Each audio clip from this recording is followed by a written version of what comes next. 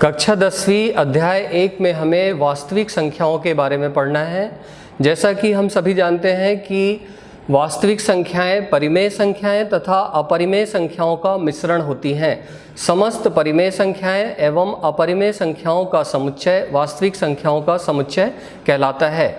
जैसा हम विभाजन प्रक्रिया या भाग प्रक्रिया के बारे में जानते हैं, उसी को हम इस अध्याय में यूक्लिड विभाजन प्रमेयिका के नाम से पढ़ेंगे और यूक्लिड विभाजन प्रमेयिका को विभिन्न चरणों में प्रयोग करके हम यूक्लिड विभाजन एल्गोरिथम नाम से एक नया कॉन्सेप्ट पढ़ेंगे। एल्गोरिथम सुपरिभाषित चरणों की श्रृंखला होती है जिसमें हम विभाजन प्रमेयिका का विभिन्न चरणों में प्रयोग करके दो धनात्मक पूर्णांकों का महत्तम समापवर्तक ज्ञात करते हैं। आज इस वीडियो में हमारे सीखने के उद्देश्य हैं यूक्लिड विभाजन प्रमेयिका अर्थात विभाजन प्रक्रिया, यूक्लिड विभाजन एल्गोरिथम अर्थात लंबी विभाजन प्रक्रिया एवं उसके उपयोग से दो धनात्मक पूर्णांकों का महत्तम समापवर्तक अर्थात HCF हाईएस्ट कॉमन फैक्टर ज्ञात करना।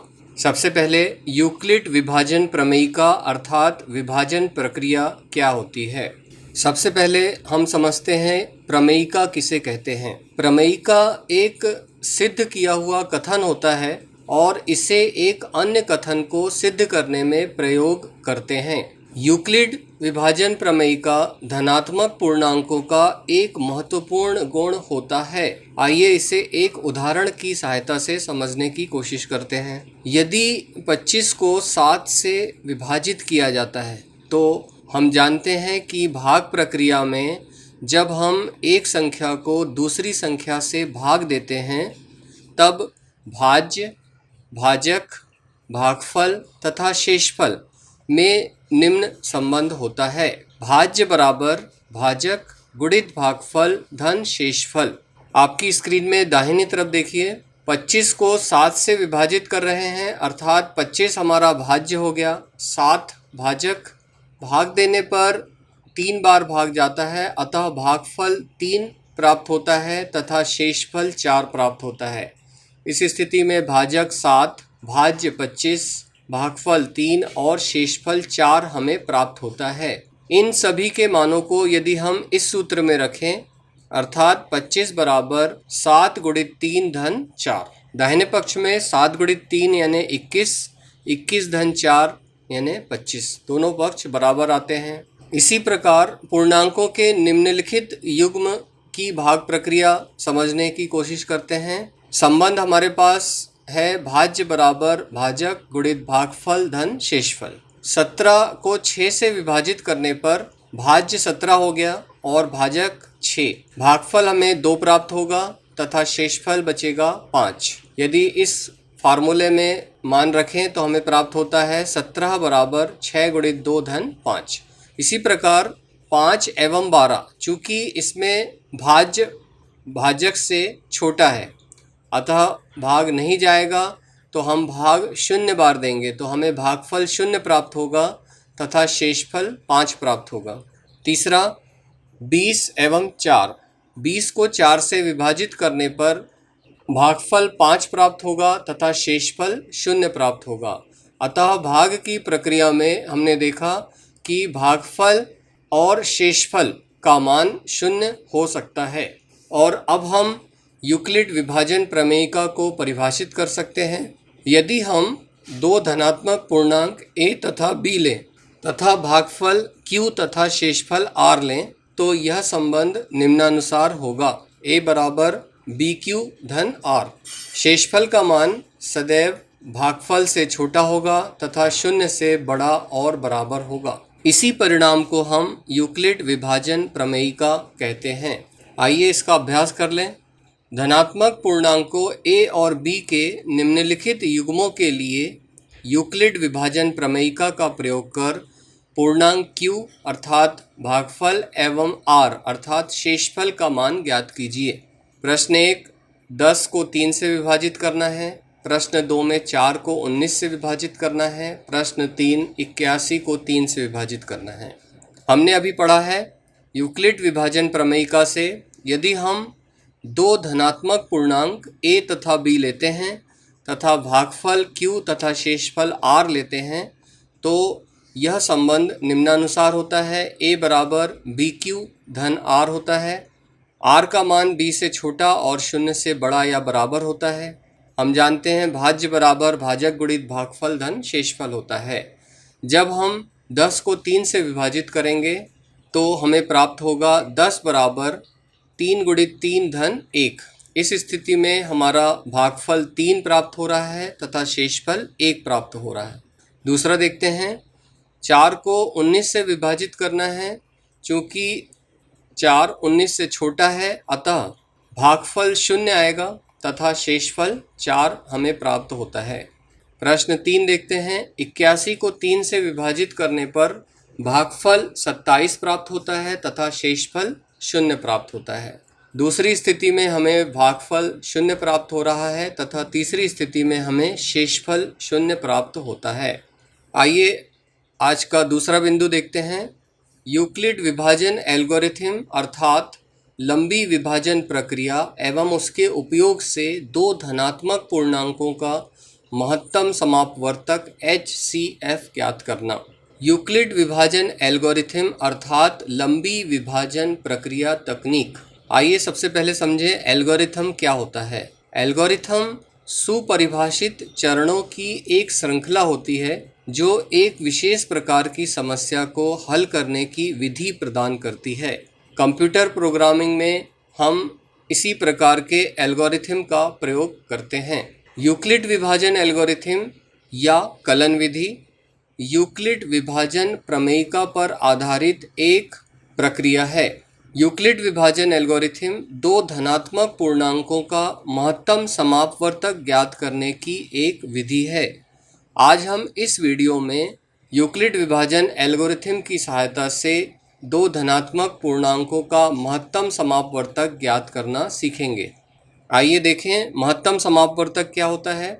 हम जानते हैं कि दो धनात्मक पूर्णांकों a और b, जबकि a b से बड़ा है, का महत्तम समापवर्तक वह सबसे बड़ा पूर्णांक है जो a और b दोनों को पूर्णतया विभाजित करता है। एक उदाहरण की सहायता से समझते हैं कि यह एल्गोरिथम किस प्रकार कार्य करता है। उदाहरण, पूर्णांकों 455 और 42 का महत्तम समापवर्तक ज्ञात करना यूक्लिड विभाजन एल्गोरिथम अर्थात लंबी विभाजन प्रक्रिया तकनीक से। यूक्लिड विभाजन एल्गोरिथम अर्थात कलन विधि में हम यूक्लिड विभाजन प्रमेयिका का बार बार उपयोग करेंगे। हम जानते हैं a बराबर bq प्लस r होता है। प्रथम चरण में हम देखते हैं क्योंकि 455 42 से बड़ा है, यूक्लिड विभाजन प्रमेयिका लगाने से हमें प्राप्त होता है 455 बराबर 42 गुणित 10 धन 35। चरण 1 में हमें शेषफल 35 प्राप्त होता है जो कि 0 के बराबर नहीं है। अतः हम पुनः यूक्लिड विभाजन प्रमेयिका भाजक 42 तथा शेषफल 35 में लगाते हैं तो हमें प्राप्त होता है 42 बराबर 35 गुणित 1 धन 7। अभी भी हम देखते हैं कि चरण 2 में शेषफल 7 प्राप्त हो रहा है जो कि 0 के बराबर नहीं है। अतः चरण 3 में हम पुनः भाजक 35 और शेषफल 7 लेकर यूक्लिड विभाजन प्रमेयिका से हमें प्राप्त होता है 35 बराबर 7 गुणित 5 धन 0। अब चरण 3 में हमें शेषफल r बराबर 0 प्राप्त हो चुका है। शेषफल 0 प्राप्त होने वाली स्थिति में भाजक अर्थात 7 ही 455 और 42 का महत्तम समापवर्तक होता है। यही यूक्लिड विभाजन एल्गोरिथम है जिसमें हम यूक्लिड विभाजन प्रमेयिका का कई चरणों में प्रयोग करते हैं और तब तक करते हैं जब तक हमें शेषफल 0 न प्राप्त हो जाए। अब हम यूक्लिड विभाजन एल्गोरिथम से महत्तम समापवर्तक ज्ञात करने के विभिन्न चरणों को लिख सकते हैं। दो धनात्मक पूर्णांकों माना a और b का महत्तम समापवर्तक ज्ञात करने के लिए हमें निम्नानुसार चरणों का अनुसरण करना होता है। चरण 1 a और b के लिए यूक्लिड विभाजन प्रमेयिका का प्रयोग करते हैं और इसके लिए हमें Q और R भागफल और शेषफल ज्ञात करना है ताकि A बराबर DQ धन R प्राप्त हो जाए। चरण 2 में यदि शेषफल शून्य प्राप्त हो चुका है तो D पूर्णांकों A और B का महत्तम समापवर्तक होता है। चरण 3 यदि शेषफल शून्य नहीं है तब D और R के लिए यूक्लिड विभाजन प्रमेयिका का पुनः प्रयोग करते हैं। चरण 4 इस प्रक्रिया को तब तक जारी रखते हैं जब तक शेषफल शून्य न प्राप्त हो जाए।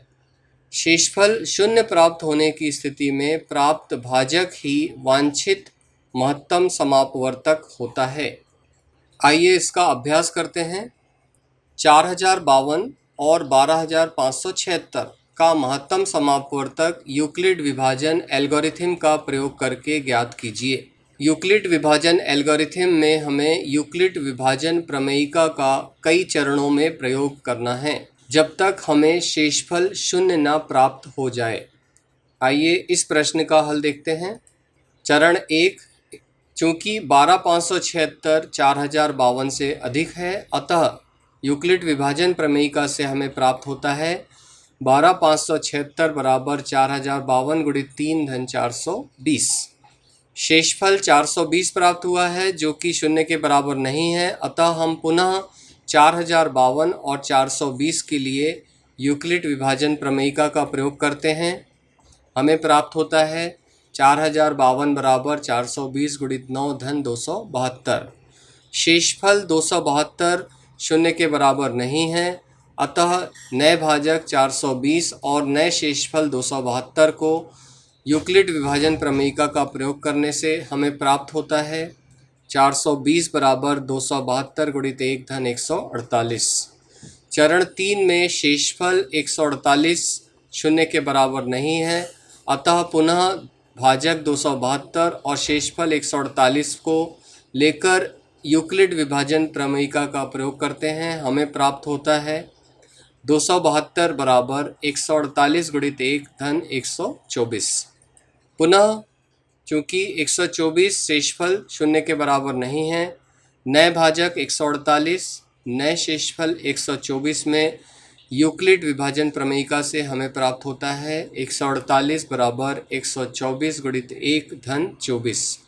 चरण 5 शेषफल 24 शून्य के बराबर नहीं है, पुनः यूक्लिड विभाजन प्रमेयिका का प्रयोग करते हैं तो हमें प्राप्त होता है 124 बराबर 24 गुणित 5 धन 4। चरण 6 में भी शेषफल शून्य नहीं है अतः पुनः भाजक 24 और शेषफल 4 को लेकर यूक्लिड विभाजन प्रमेयिका का प्रयोग करते हैं। हमें प्राप्त होता है 24 बराबर 4 गुणित 6 धन 0। चरण 7 में हमें शेषफल शून्य प्राप्त होता है। शून्य प्राप्त होते ही एल्गोरिथम की प्रक्रिया समाप्त हो जाती है और इस स्थिति में भाजक 4 है, इसलिए हम कह सकते हैं 12576 और 4052 का महत्तम समापवर्तक 4 होता है। इस प्रकार यूक्लिड विभाजन एल्गोरिथम का प्रयोग करके हम दो धनात्मक पूर्णांकों का महत्तम समापवर्तक ज्ञात करते हैं। आइए एक बार और अभ्यास करते हैं।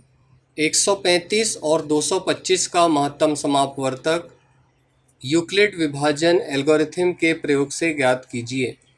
आइए इसका हल देखते हैं। चरण 1 में हमने देखा चूँकि 225 135 से अधिक है, यूक्लिड विभाजन प्रमेयिका से हमें प्राप्त होता है 225 बराबर 135 गुणित 1 धन 90। चरण 2 में चूँकि चरण 1 का शेषफल 90 शून्य के बराबर नहीं है, पुनः यूक्लिड विभाजन प्रमेयिका हम उपयोग करते हैं 135 बराबर 90 गुणित 1 धन 45। अभी भी चरण 2 में शेषफल शून्य नहीं है अतः हमें नए भाजक 90 और नए शेषफल 45 को लेकर पुनः यूक्लिड विभाजन प्रमेयिका का उपयोग करना पड़ेगा। हमें प्राप्त होता है 90 बराबर 45 गुणित 2 धन 0। चरण 3 में हमें शेषफल शून्य प्राप्त हो गया अतः यह एल्गोरिथम यहाँ समाप्त होता है। इस स्थिति में भाजक 45 है, इसलिए 135 और 225 का महत्तम समापवर्तक 45 होता है। एक बार और अभ्यास करते हैं। 420 और 130 का महत्तम समापवर्तक यूक्लिड विभाजन एल्गोरिथम के प्रयोग से हमें ज्ञात करना है। चूँकि 420 130 से बड़ा है, प्रमेयिका से हमें प्राप्त होता है 420 बराबर 130 गुणित 3 धन 30। शेषफल 30 शून्य के बराबर नहीं है, अतः अगले चरण में हम 130 और 30 के लिए पुनः यूक्लिड प्रमेयिका का प्रयोग करते हैं। हमें प्राप्त होता है 130 बराबर 30 गुणित 4 धन 10। शेषफल चरण 2 में 10 है, जो कि शून्य के बराबर नहीं है, अतः पुनः नए भाजक 30 और नए शेषफल 10 को लेकर यूक्लिड प्रमेयिका का प्रयोग करते हैं। हमें प्राप्त होता है 30 बराबर 10 गुणित 3 धन 0।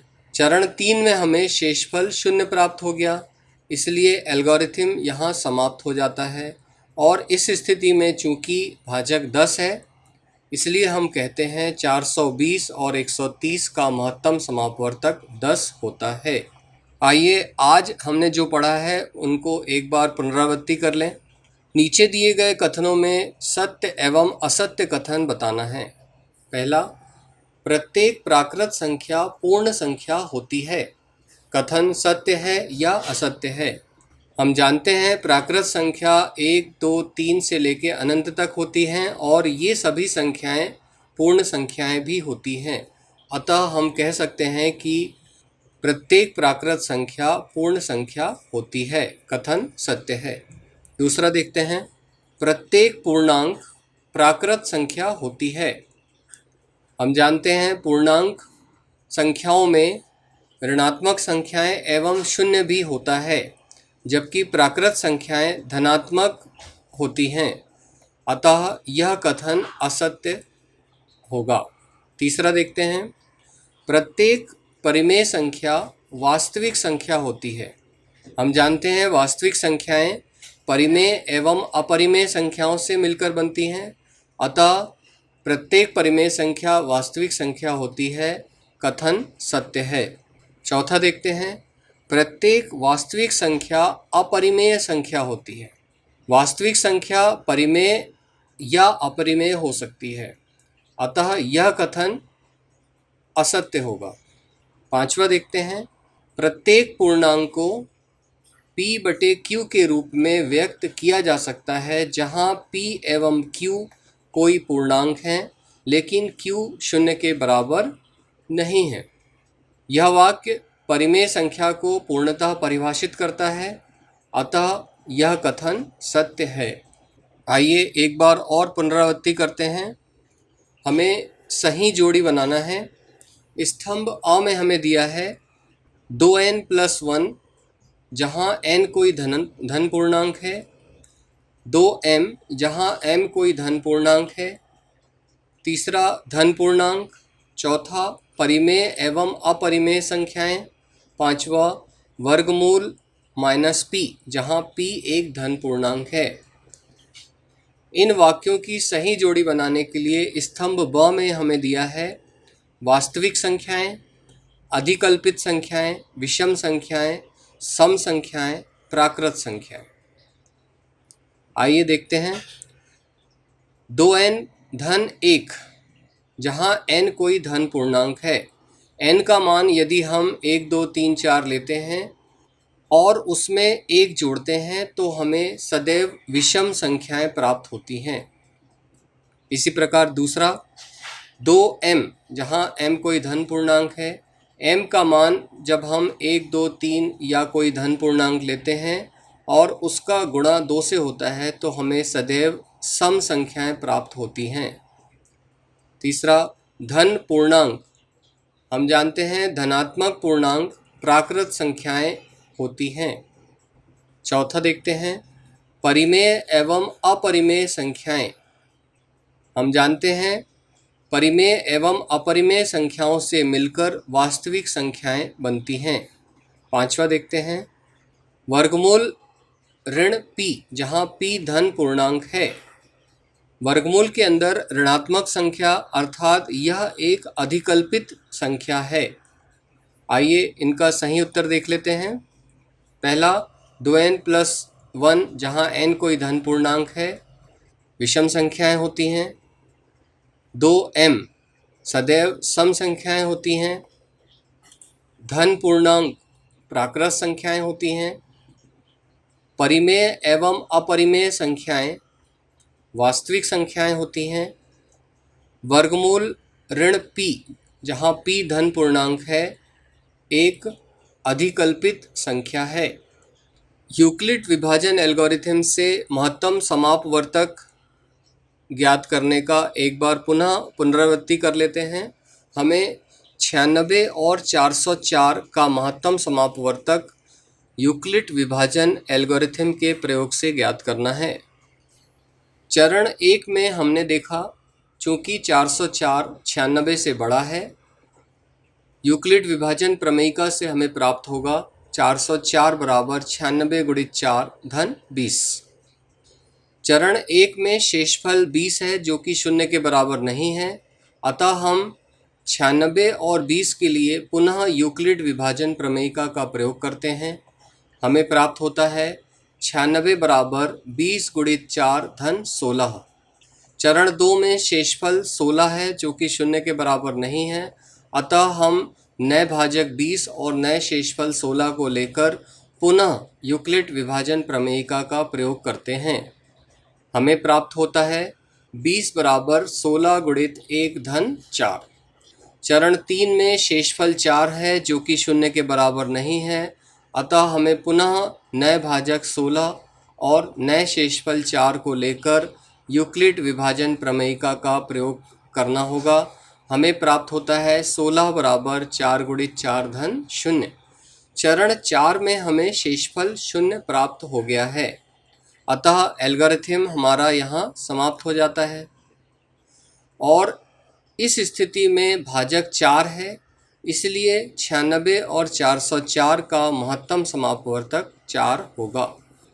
इस प्रकार हम यूक्लिड विभाजन एल्गोरिथम में यूक्लिड विभाजन प्रमेयिका के सूत्र का बार बार प्रयोग करके दो धनात्मक पूर्णांकों का महत्तम समापवर्तक ज्ञात कर लेते हैं। प्रमेयिका का प्रयोग हमें तब तक करना है जब तक हमें शेषफल 0 ना प्राप्त हो जाए। बच्चों, आज इस वीडियो में हमने यूक्लिड विभाजन प्रमेयिका पर आधारित यूक्लिड विभाजन एल्गोरिथम का अध्ययन किया है। कंप्यूटर प्रोग्रामिंग के प्रारंभिक चरणों में इसी प्रकार के एल्गोरिथम का प्रयोग किया जाता है। उम्मीद है कि आपको यह एल्गोरिथम अच्छे से समझ में आ गया होगा।